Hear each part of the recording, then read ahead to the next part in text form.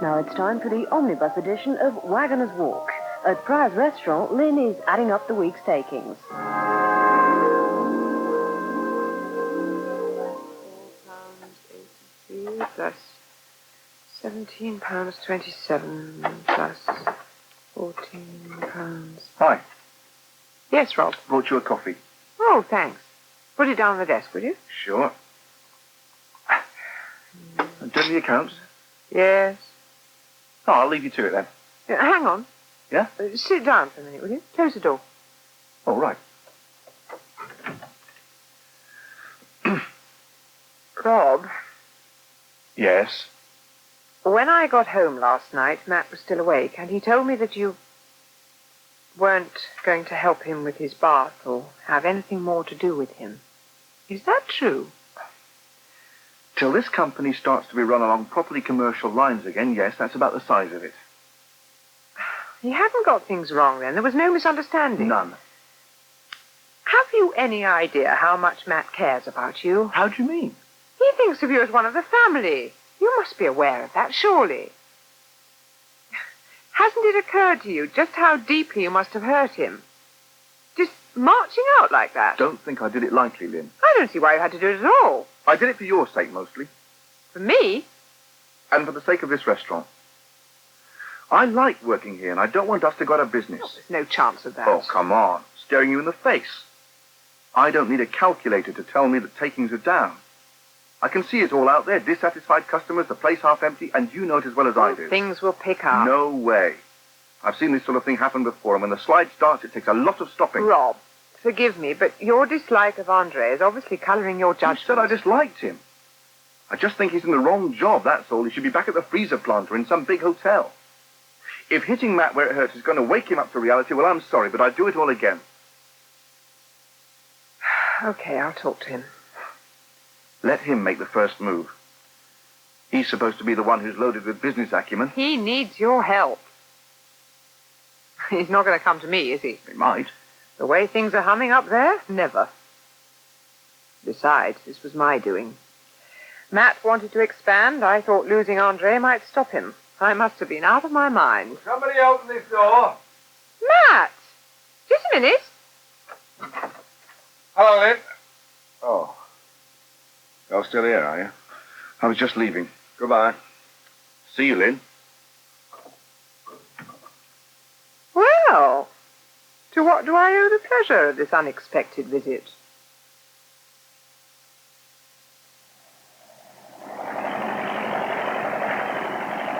This is the life, eh, Jeremy?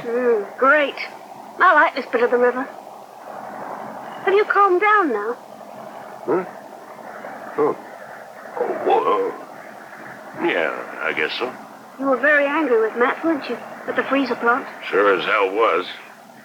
Seemed funny. Somebody shouting at Matt. It's usually the other way round. You get along okay with Matt, don't you? Oh, yes. But he shouts too much. I like Bill. But you like living with Lynn. It's terrific. Except it's not very good just now. I think maybe things will be back to normal before too long. Why? Because you shouted at Matt? That, well, it may have something to do with it. Well, I hope you're right. Are we going all the way tomorrow? If you like. Hey, can I take the wheel? She's all yours, number one.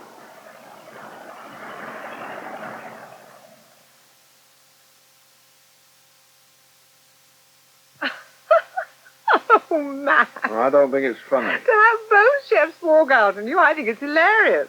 Why didn't you tell me before? Look a right idiot. Oh, aye. You're telling me now. Well, somebody's got to cook those blasted meals for bread by Monday lunchtime. And there's nobody else I can ask. You want Andre back? Please. Bill thought it'd be far the best, too. Andre will be needed here today and tomorrow. Well, it's Sunday. It's his day off. Yeah, but if you were to ask him nicely. Well, I'll see what I can do. A little financial inducement might help. Oh, while you're at it. Yes. I see how he feels about coming back to the freezer plant, working up there for good. Ah, and what about how I feel? Well, I am asking you nicely.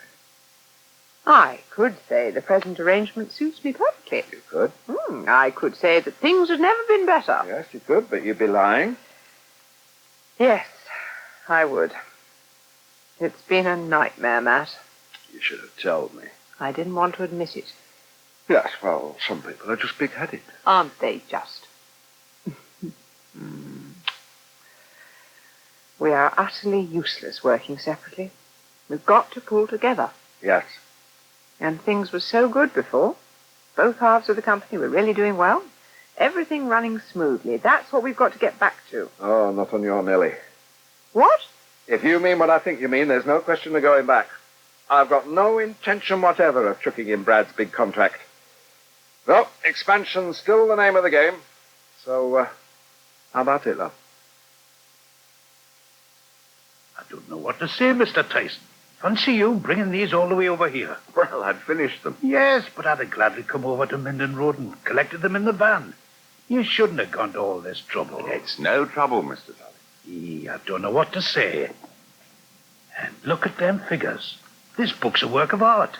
I'd no more have been able to do that than fly in the air. It all balances, too. Magic, isn't it? Oh, I don't doubt it. You're as good as an accountant, you are. Better. Well, as long as you're pleased. Pleased? I only wish there was something I could... Hey, I'll tell you what.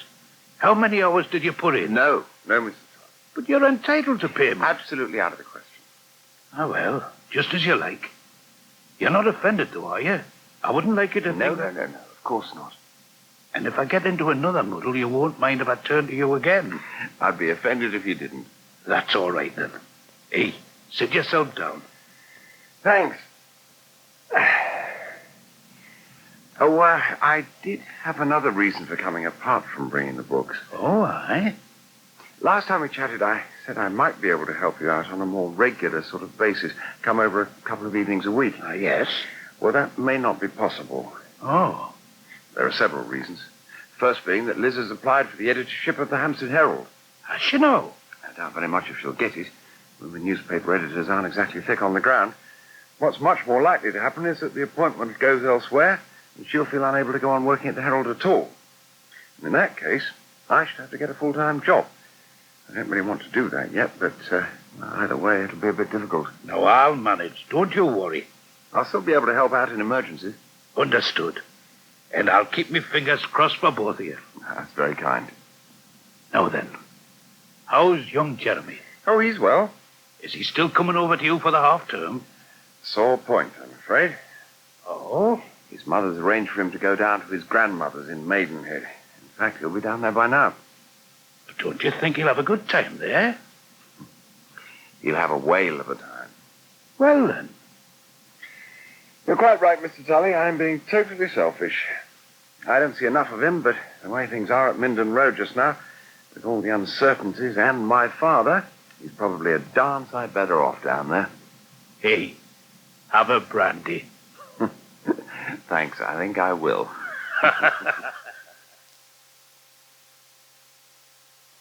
It was super, Grandma. We went all the way up to Marlow and back. Did you dare? Oh, your hands are like blocks of ice. And I steered. Skipper said I did it very well, didn't you, Skipper?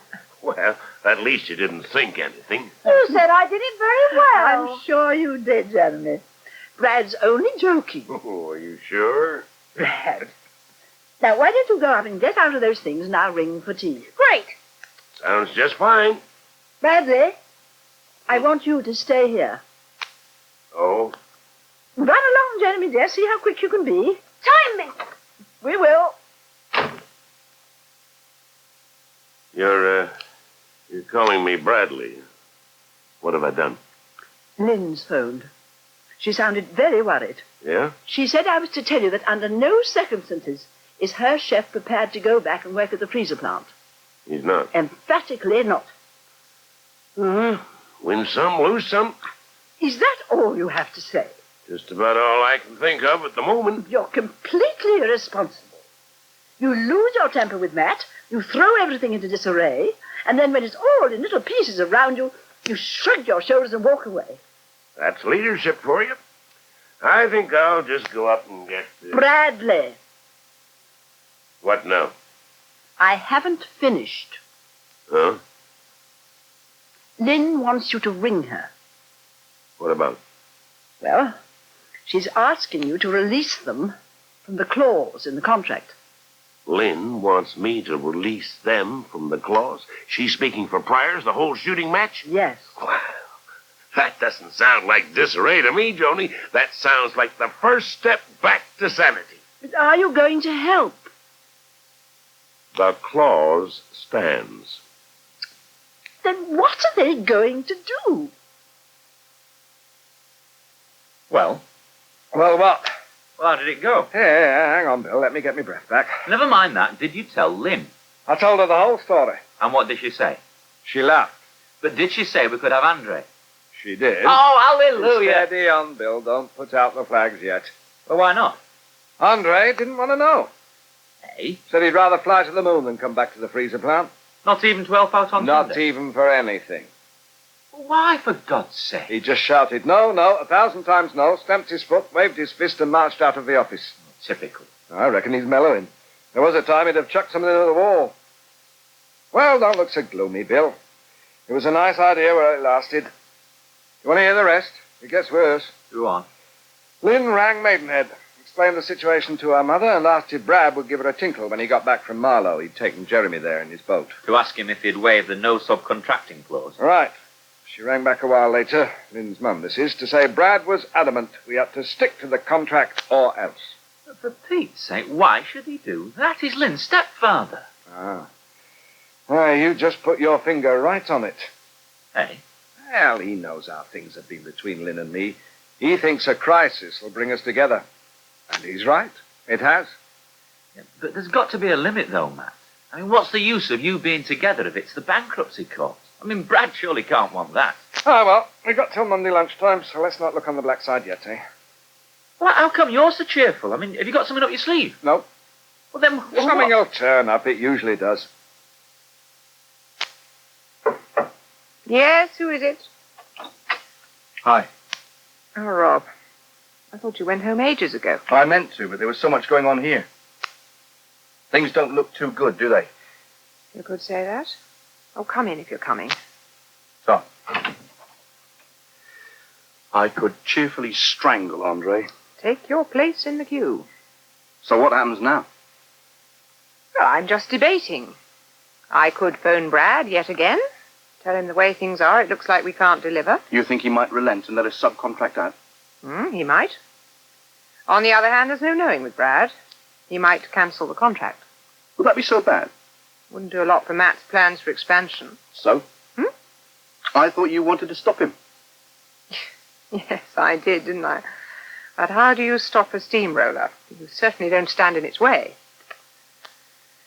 Matt set his sights on expansion. If it wasn't now, it would be later. And what better time than now? He's got this big contract through Brad. That's a good foundation. He can build on that. Could build on that. If we could only find somebody to cook us those blasted lunches. That's what you want? Yes, it is. Okay, then, look no further. You? I've cooked before, and I'll cook again. Not that kind of quantity, maybe, but... Say we were to do some big pots of beef casserole and... What are you smiling at? Nothing. I'm listening. Please go on.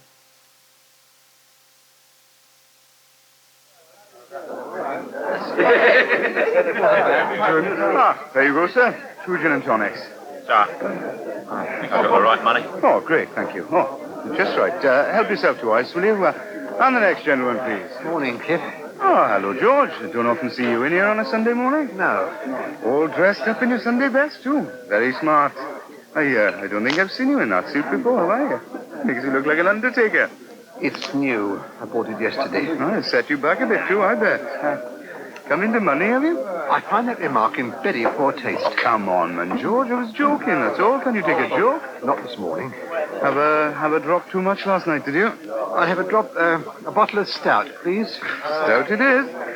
On second thoughts, I'll have a glass of brandy. Oh, large or small? Large. Whatever you say.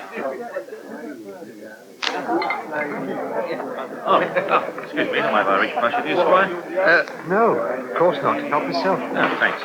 1 large brandy. A soda? I'll drink it as it is, thank you. You're up to something, aren't you? What do you mean? I think you've got an assignation. Rubbish. I think Jessie Brewer's had it. There was never anything between me And you are on to someone new. I've got a business meeting. I see. That's all. So why do you need Dutch curry? Why is it that the Welsh are such an inquisitive people? Sherlock Edwards, that's me. My only reason for coming in here was that I had half an hour to kill and I was getting very tired of sitar music. Now, Cliff, there's someone over there trying to attract your attention, so why don't you serve him and leave me in peace? There's a mountain of the stuff. It's overwhelming, isn't it? Enough to put you off meat for life. Now, all we've got to do is dice it. Hi, slaves. How's it going? Watch it. Haven't you started yet? Oh, good grief. Any moment now. Yeah, it shouldn't take us too long, the two of us. Yeah, well, look, I've had second thoughts about that. Eh? I think I'd rather you got on with the vegetables, Bill. That way the stuff won't all be ready at the same time and we won't have a bottleneck at the container bay. Yeah, that makes sense. It's the carrots, parsnips and onions I want now. They're to go in the casserole. The separate veg can be done later. Right you are, super chef. Think you can manage, Lynn? Never say die. Right then, get dicing. And don't forget, What? the knives are sharp, so best count your fingers when you've finished. Don't want to upset the customers. Oh.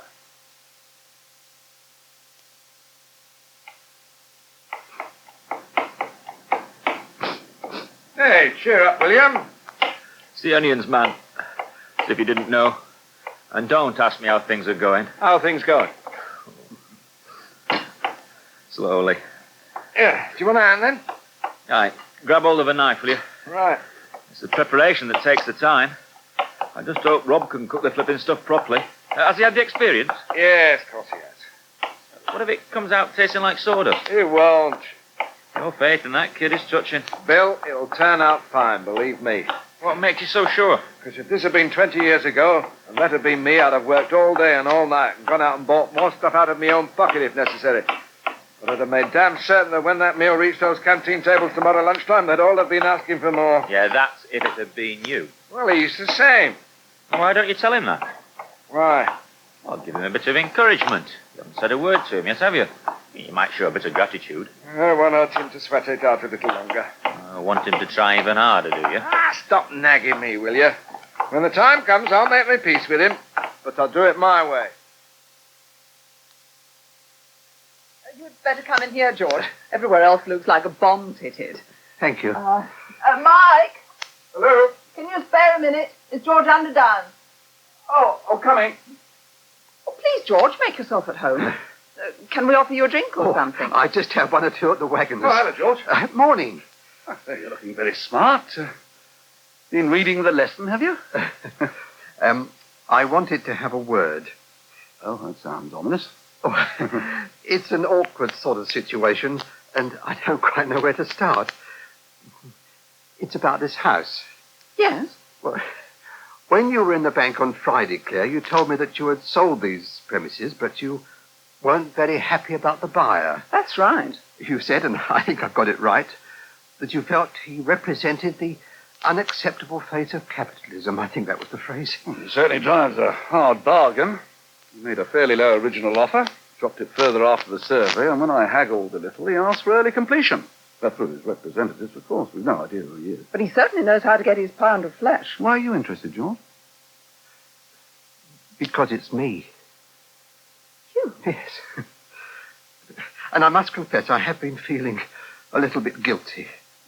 Not about acting through agents, because this sort of transaction between close neighbours almost invariably leads to embarrassment, even rancour on both sides.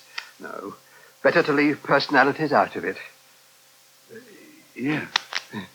Nor do I apologise for my hard line over the price.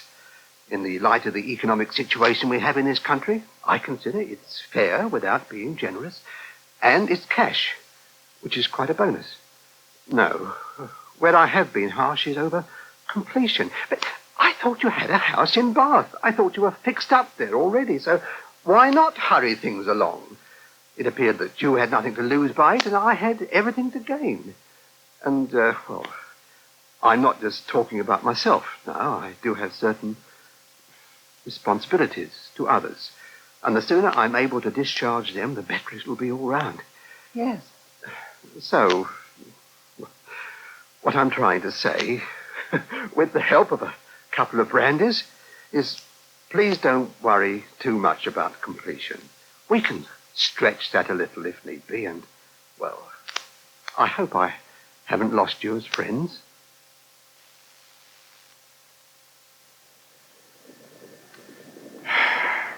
How much longer till it's ready? I think the first lot should be ready about now. Oh, good. Do you mind if I taste it? Hope it chokes you. You what? I said, mind yourself. This is heavy. Now, let's get the lid off. There you go. Yeah. Smells okay.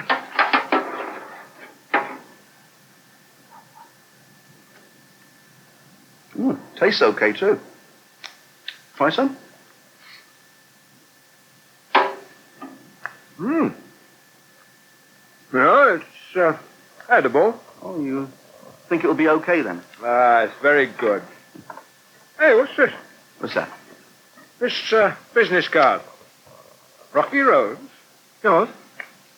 Oh, yeah. Thanks. Must have dropped it. Since when have you been interested in fashion? Hello.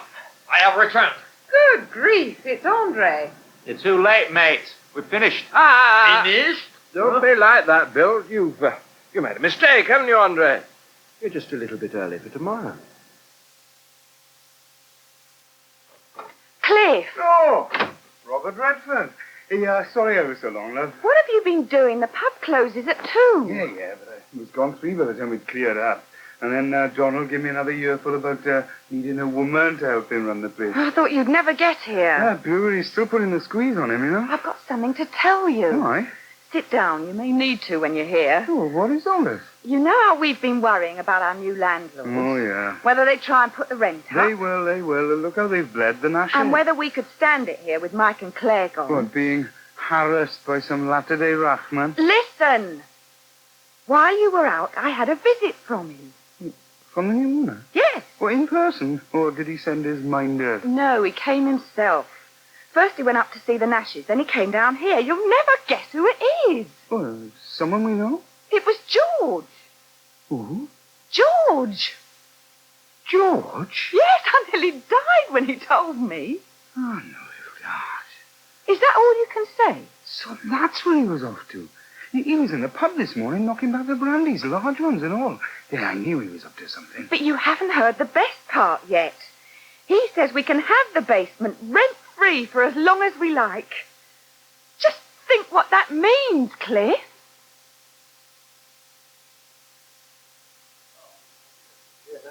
Well, look who's propping up the bar. Oh, hi, Debbie. Oh, there's a warm welcome. Are Vince and Carol with you? Nah, they went to some party in Haverstock Hill. I've had parties after that fiasco at the deli. You on your own too? Yeah. No Dickon? No, he and Sophie have gone to the cinema. Oh. What'll it be? No, let me get you one. I owe you for that coffee you gave me the other night. Scotch, is it? I'll make it half a bitter. Come on, have a scotch. 2 scotches, please. Oh, mind if we move? I don't think I could make a bar stool without the help of pulleys. Lots. Well, cheers then. Cheers, and thanks. What's up with you then? Nothing. This isn't the usual ebullient, Pengelly. It wouldn't have anything to do with Dickon going out with Sophie, would it? Of course not. Tired. Been working flat out at the old bakery all day. We had this deadline to meet. The reaction's just set in. No, I only asked. You ought to find yourself someone, Rob. Don't start running my life, please, Debbie. But you're wasting yourself. Why don't Do you mind if we change the subject? All right, then. When's the baby due? 3 weeks. Are you still going to have it adopted? Well, I haven't signed on the dotted line. I don't have to do that until it's born. And even then, you know, you're not committed. I don't have to sign the court consent form until at least 6 weeks after. But you do intend to? Well, off and on. It's a bit like giving up smoking. You keep blowing hot and cold. One day, it all seems so simple. I'll get shot of the baby, I'll go back to work, and everything will be like it was before. Other days, I think that I've carried the poor little blighter for 9 months, and we've been through a lot together, so why back out now? Jean says they could arrange a foster placement for it if I wanted. Who's Jean? Oh, my social worker. You know, she says it's possible if I still haven't made up my mind. Give me a lot longer to decide. May do that, I suppose. I don't think you should. What? Dither about. I think you should go into hospital knowing one way or the other, for your own sake as well as the kids. I didn't know you cared. If you're going to get it adopted, then you want to switch off. No emotional involvement. If you're going to go through with it, you should start right. Be committed to him.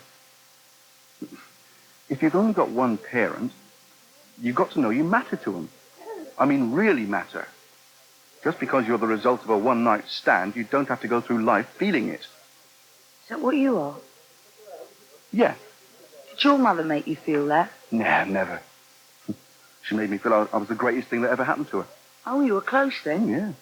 She wasn't the possessive type. She was always fishing up suitable girls. Her greatest ambition was to see me married with kids. Does she know about you now? Oh, she's dead now. You're right, though. I've got to make a positive decision. You can't go on drifting indefinitely, avoiding the inevitable. Let me buy you another drink before I shove off. There you go. I knew you wouldn't be able to put up with me for long. Nah, don't be like that. Where are you going? Oh, back to the flat. Spoil sport. How'd you mean?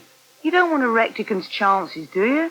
Not if he's got something going with Sophie. I've only gone out to the movies, for God's sake. Want to bet? Now he's got the taste for it again, there'll be no stopping him. It'll be the back row of the stalls, then back to the flat to finish it off. I'll see you around, Debbie. Hopefully not too often. Here, what about my drink?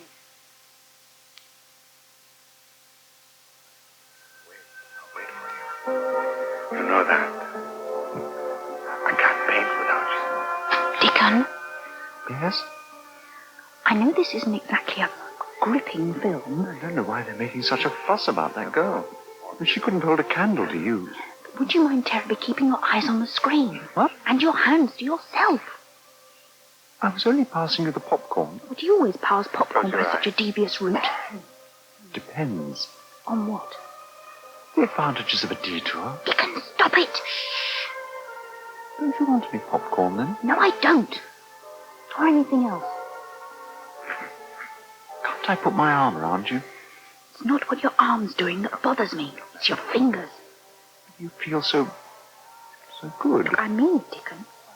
If that's what you want, go and find someone else. Shh yourself. Shh. Oh. I think I've dropped the popcorn. Trust you to put a damper on it, Cliff. Oh, I'm sorry, but the more I think about it, the less I like it. We are given a rent-free flat, and you don't like it. Well, it's not that straightforward, is it? It sounded straightforward the way George put it. He's done it for us, Cliff. He could have just got himself a nice flat, or gone back to Cane House. Why do you think he picked this house? It's a damn good investment, that's why. So he's a good businessman, just as well someone in this family is. And how's he raising the money? That's what I want to know. From the sale of Cane House and some shares he had. Well, don't tell me that'd be enough. He may have knocked the price down, but it is still a sizable sum. Plus the money from Mum's estate, of course. Oh, of course. His share, or your share as well. I didn't ask. Is this no rent deal as well as giving you the money he promised, or instead of it? I don't know. Well, I want to know, Shirley. In fact, there's quite a few things I want to know. For instance, what happens if we want to move out? But we won't, will we? Well, we might.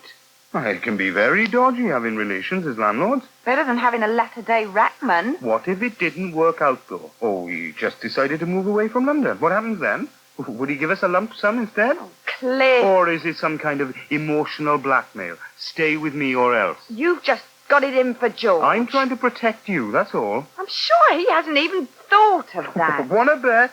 If I know George, he'll have got it all worked out to the last detail. That's the kind of bloke he is. You make him sound like some sort of Fu Manchu. And you make him sound like Father Christmas. Now listen, love, all I'm suggesting is we find out all the implications before we accept his offer. All right, but I don't want you barging over there like a bull in a china shop. We'll do this my way, for a change.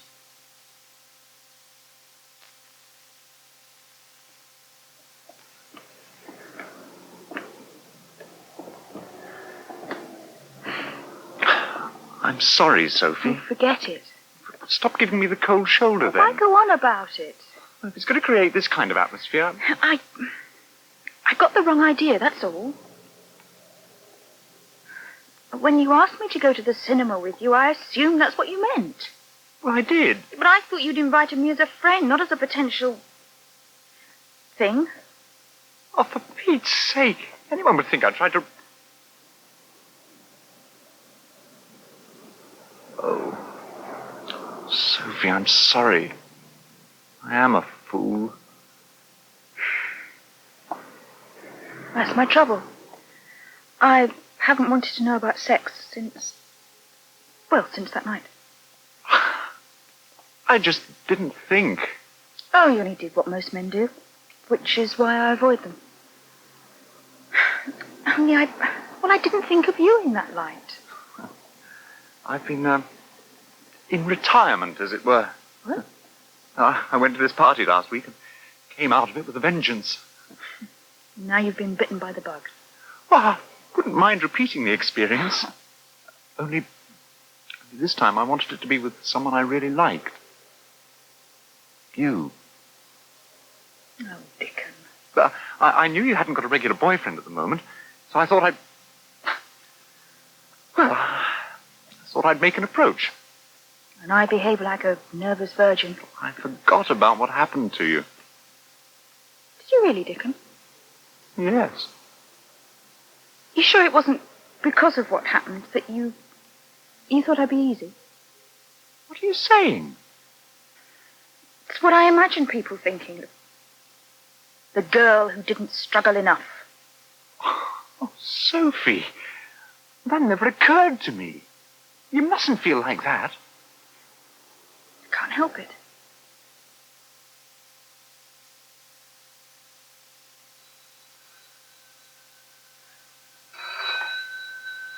Rocky Rollins. Hello? Hello. Well, who is it, or is it a surprise? Rob Pengelly. Well, hello, Rob. How's things? I've got the evening off. I thought I'd give you a ring. Oh, that's nice. Have you eaten? No. Oh, then why don't we go out for a meal somewhere? Or aren't you hungry? I could eat a horse. I was thinking of something a little more delicate. Where are you calling from? Call box in Sloane Square. Oh, so you're in the area. Well, look, come straight round then. I'll have a drink ready. Okay. And Rob, in case you should have any second thoughts between Sloane Square and here, I meant what I said the other day, huh? No strings. Absolutely. No strings. Trust Milton Monk to summon me on a Monday morning. And to drag you all the way out to Watford. You sure you can manage without the car, darling? Yes. Do the kids good to walk for a change. I know Gill and Jane's idea of walking. 50-yard sprint and then into the pushchair. Well, it's only this once. I really didn't fancy the idea of battling out to Watford by public transport. What public transport? No, you want to be as relaxed as possible. I suppose it's something that he's seeing me at all, after that business with La Thackeray. You really thought that was goodbye to your chances, didn't you? Well, I still think he's only paying lip service to my application, to humour Mike, probably, and to put paid to the commonly held belief that Maurice was promised the job from the word go. What about the other applicant? Bruce Ferris. Do you think he's there as window dressing, too? Oh, Milton might just find it amusing to pull the rug out from under Maurice's feet and appoint an outsider. But on the whole, I doubt it. Bruce Ferris is too much in the Mike mould. Well, is that a bad thing? Well, it depends on where you're standing. It would be from Maurice's viewpoint, and I suspect from Milton's. He'll want someone younger who'll shake things up a bit.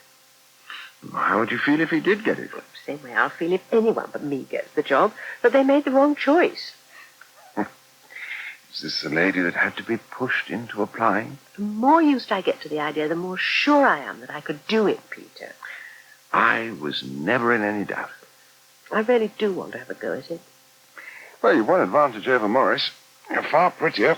It's not an advantage where Milton's concerned. He's too busy looking at my legs to take me seriously. Well, then why not wear a trouser suit? Now, that is a very good idea, Peter. Your brilliance never ceases to astound me. Uh-uh. Oh. The girls are away. Well, I better get into the bathroom before Arthur bags it. Liz, about Father, I've been thinking. Yeah? Oh, no. Never mind. It'll wait till this evening. You've enough on your mind at the moment. I don't think I'd make an awfully good listener. I keep going over things I want to say to Milton.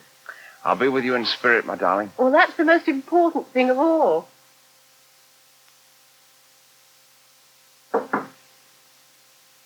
Yes, come in. Can you spare a minute, Mike? Oh, hello, Debbie. I wanted to catch you before the editorial meeting. Yes, I've got a quarter of an hour. Oh, thanks. Well, come and sit yourself down. Oh, thanks. Well, I suppose I should have phoned for an appointment now I'm not on the staff. Oh, don't worry. That was a nice article you did for the Woman's Page about getting a baby adopted. Oh, Liz showed it to you, did she? Yeah, it should be in this week's issue.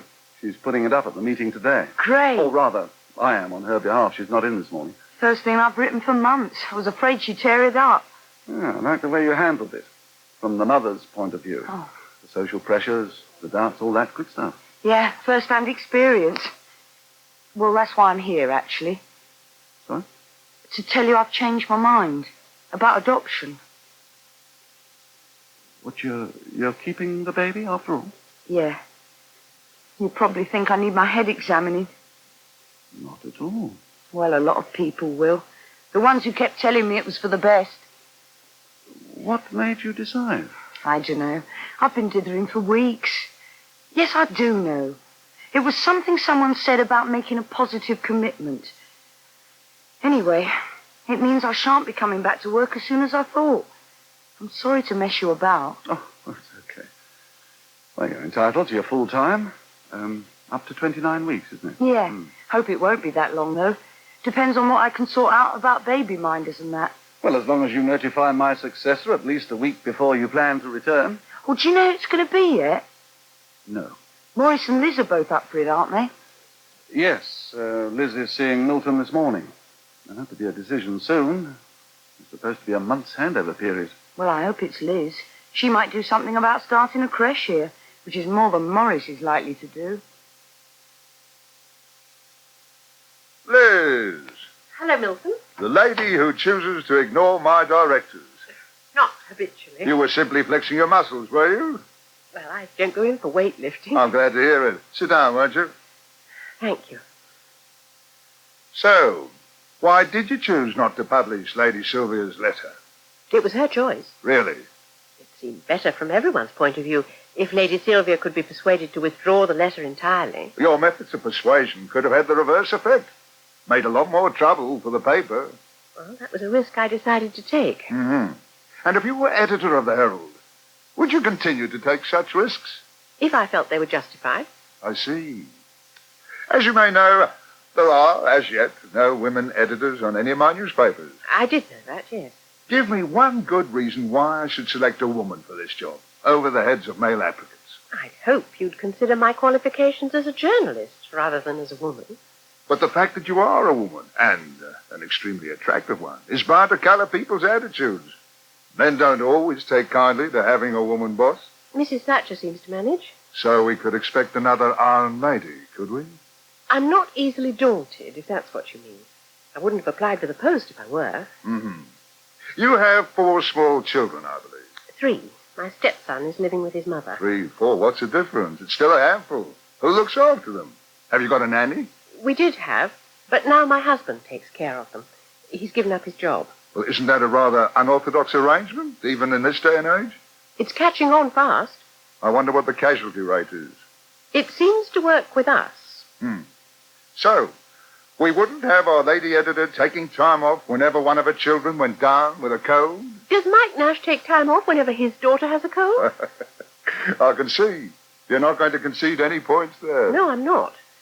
I can assure you that if I am selected, I would have just as much dedication to the job as any man. Even though you haven't always applied the same degree of professionalism in the past. Who says I haven't? Never mind who. Did Maurice also call me a pussyfooting amateur? That's one of his favourites. I asked for Maurice's appraisal of you as a candidate, and now I'll ask yours of him. What would you say were Morris's good points? He's a very good news editor. He has a wide knowledge of politics and current affairs. He has a nose for a story, and his style is abrasive. He's got fresh ideas, and he's not afraid to push them. No paper with Maurice on its staff would ever become cosy. So, you think the Herald benefits from his presence? Yes, I do. And his less desirable qualities? I'm not here to criticize the other candidates, Milton. Whoever lands the job, we've got to work together, and mudslinging now isn't going to make that any easier. Which takes me to my next point. You and Maurice don't always see eye to eye. Oh, nor do he and Mike. That hasn't stopped them having a reasonable working relationship. Do you think you could work with Maurice if he were editor? I'd do my best, naturally. And do you think, if the situation were reversed, he'd be able to work with you? Haven't you already asked him that? There is, of course, another applicant on my shortlist, Bruce Ferris. Very sound chap. But I'll be honest with you. I prefer to appoint someone from within. It gives more continuity. So it looks like it's between you and Maurice. You've given me some good reasons why he should get the job. I have? And reasons which I agree with entirely. Now, why don't you tell me some more good reasons why you should get it?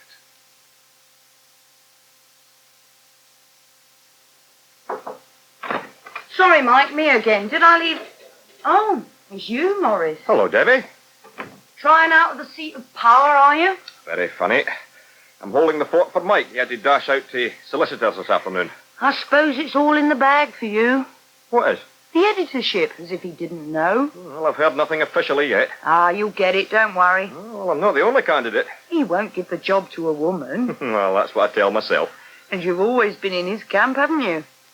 I'm not sure I like that remark. One of the chosen. I'm not one of his yes men, if that's what you mean. It's not what I mean. But he picked you in the first place.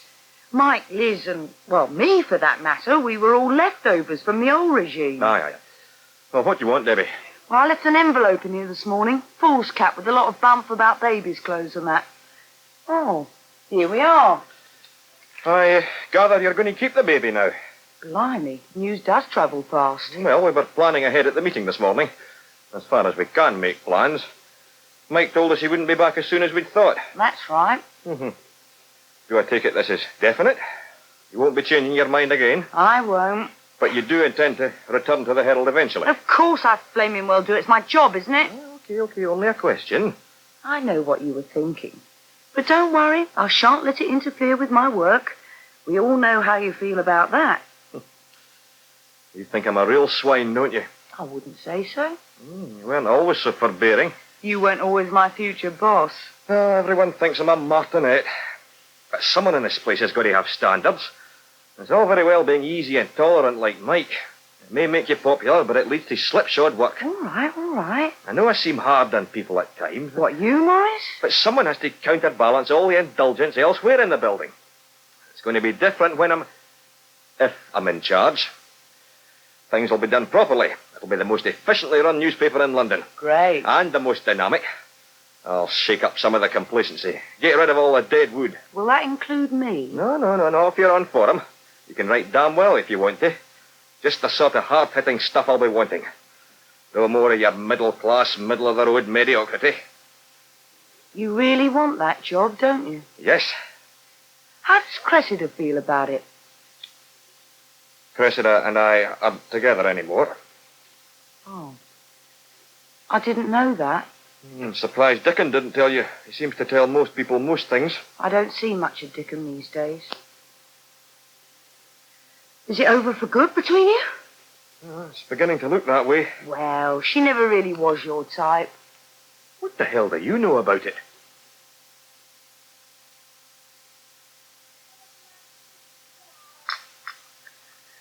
I suppose I should be getting back to the paper. Have another coffee, darling. Okay.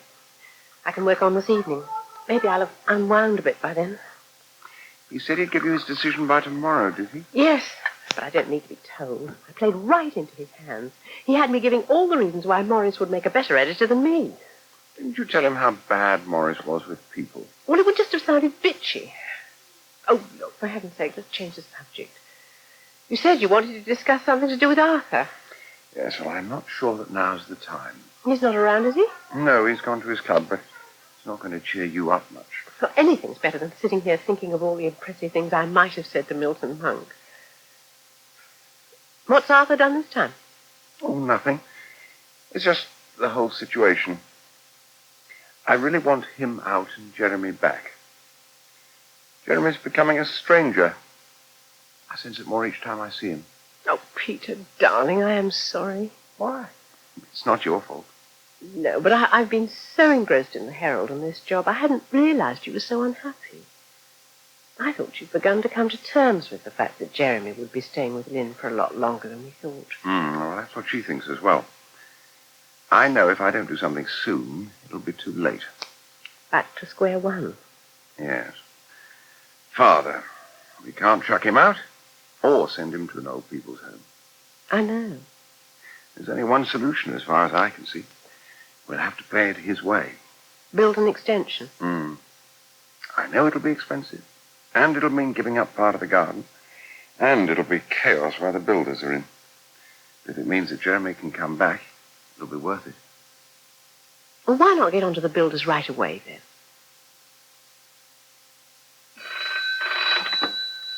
Hampstead Herald. Mark, Milton here. Milton, hello. It's Maurice here. Oh, hello, Morris. Hello. Mike's out. You'll do just as well. I wanted to speak to you anyway. Oh? I'll be coming over to the Herald tomorrow to put you all out of your agony. I shall want to see Mike first, around 11, say. Okay, I'll put it in his diary. Then how about you and me having a spot of lunch together? Oh, that'd be very nice. Shall I book a table at that restaurant we went to last time? I think we can do better than that, don't you? Choose somewhere special. Okay, I'll ask around. I'll look forward to seeing you tomorrow, then. Me too. Goodbye, Milton.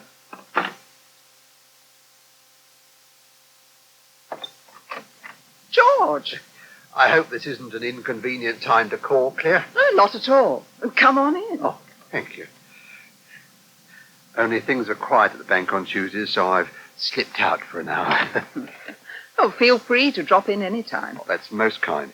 It's the first floor I wanted to look at again. The bedrooms. Oh, just to refresh my memory. I have all the details, of course, but one likes to have a clear picture in one's mind. Yes, you really can't just go by agents' descriptions. We've had a whole lot more lists from Bath. Quite a few houses look promising on paper. Oh, that's good. But I'm going to have to go down there again as soon as possible, see for myself. As I said, I don't want to put any undue pressure on you. No, but you're obviously eager to get in quickly. And Mike's new job starts in under a month. He won't want to commute. Yes, have they appointed his successor at the Herald yet? No, but today is the day. Shall we go on up? After you. Well, this is the master bedroom. Oh, beautiful. Yes, it is. He gets the sun first thing, too. I always love waking up in here, looking at the tops of the trees through the windows. Nice fireplace, too. Yes, it would make a very pleasant sitting room. Oh, you're not planning to use it as a bedroom, then? I shall be using the ground floor myself. I'll have the kitchen and the downstairs cloakroom, and the two main rooms will make a sitting room and a bedroom. Perfectly adequate for one person. And you'll let this floor as a separate unit? Well, that's what I thought. Sue's room is the bedroom and this is the sitting room. We'd have to share the bathroom, of course. Myself and the tenant concerned. And I'd need to put in some sort of kitchenette. That shouldn't be too difficult. Yes, a small kitchenette where the airing cupboard is, I thought. It all looks fairly straightforward. Made to measure, one might say. Oh, did you have a word with the other tenants, by the way? Sophie and the lads upstairs.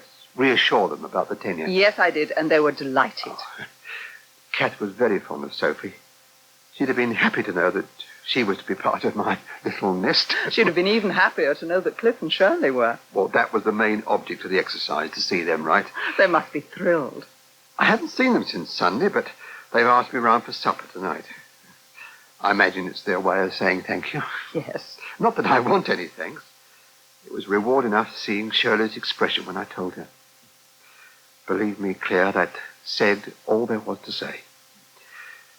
Yes, I think I'm going to like it here.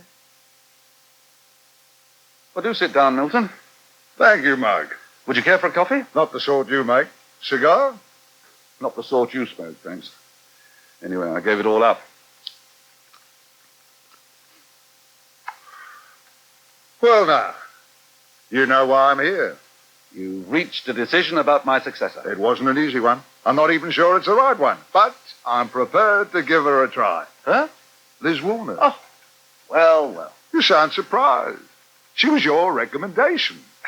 Well, Milton, I've made a good many recommendations to you in my I won't time. pretend I'm 100% happy at the prospect of putting a woman in the driving seat, but it could be good for the paper. Oh, I think it will be. Yes. I like the woman. I like her ideas. I like her style. She's also got extremely good judgment. Oh, that's not what you said the other week. Oh, yes. That Lady Thackeray business. You thought she mishandled that. Shall I tell you what finally clinched it for Miss Warner? Yes, do. I had a call from Sylvia Thackeray. She asked me not to hold anything she might have said against Liz when considering her for editor. And do you know what prompted that gesture?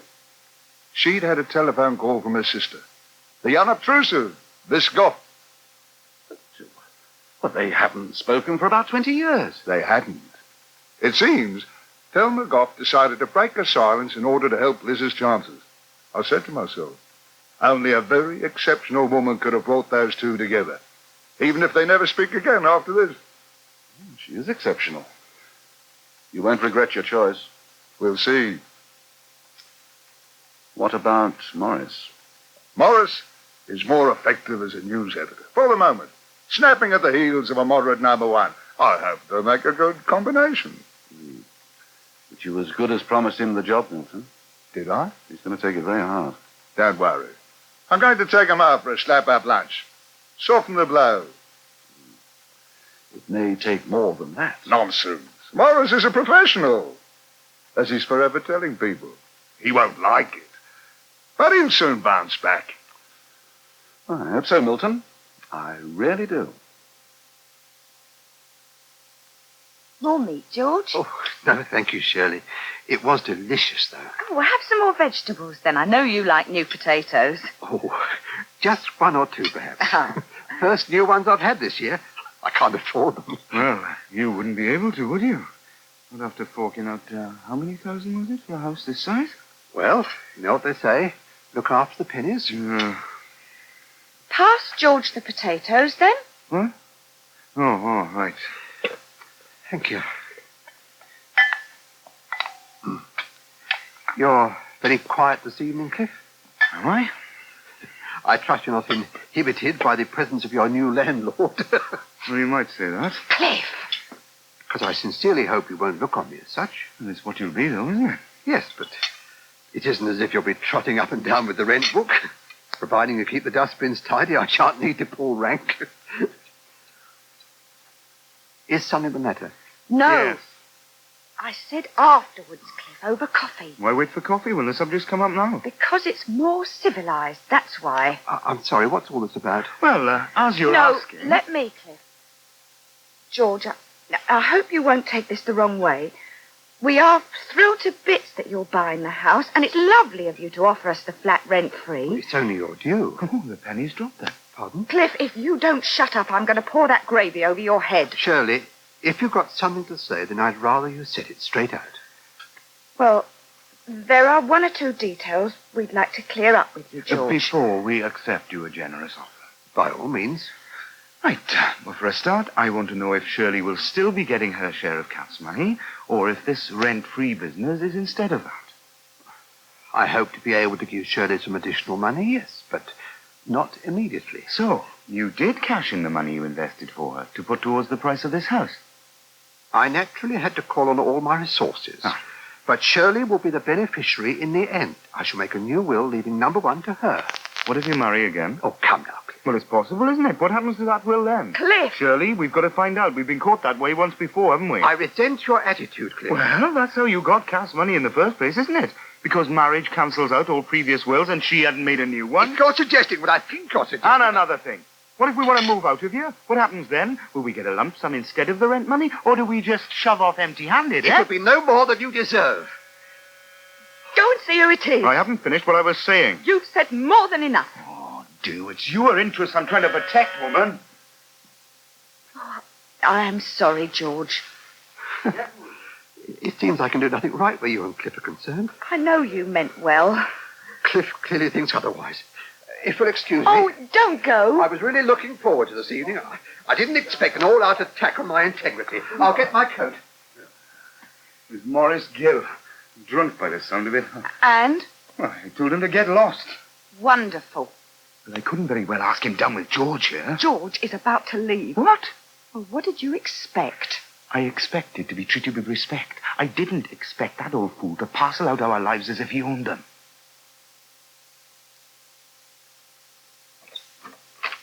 Liz. Hello, Cressida. I'm sorry to disturb you this late. That's all right. I wasn't exactly living it up. I won't keep you long. I'm on my way out for a meal with Peter. I just wanted a quick word with you. Yes, well, come on in. I haven't made a hash of that second book review, have I? No, it was fine. Nothing like that. Oh, what a lovely big flat. Too big for one. You know Maurice isn't here any longer. Yes, but it's about him. I've come. I see. You haven't seen Dickon or anyone else from the paper since this afternoon, have you? No. Why? Well, then you won't have heard the news about Mike's successor. He got it, I suppose. He came round last night to fetch his best suit. No, he didn't get it. I got it. Don't believe it. Nor did I to begin with. Oh, I'm sorry. That sounded awful. Congratulations. I'm very glad for you. Thanks. He was so certain. Yes. Milton more or less told him that when Mike went... I know he did. How did Maurice take it? I haven't seen him since he was told. He didn't come back to the paper after lunch. Poor Maurice. Yeah, I thought maybe he could do with some company. Did you? Well, thanks for the thought, Liz, but... Oh, don't even know where he's living now.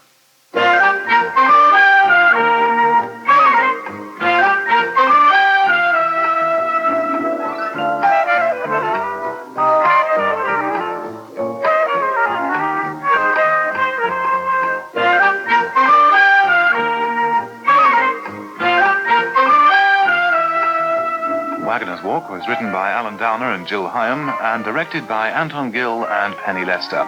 The next episode of Waggoners Walk is tomorrow at 5:05 here on Radio 2. And, of course, you can hear the Omnibus edition each Sunday afternoon.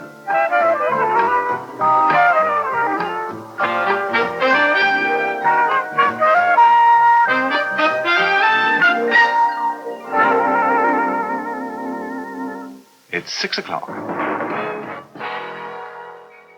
over to Vivian Stewart.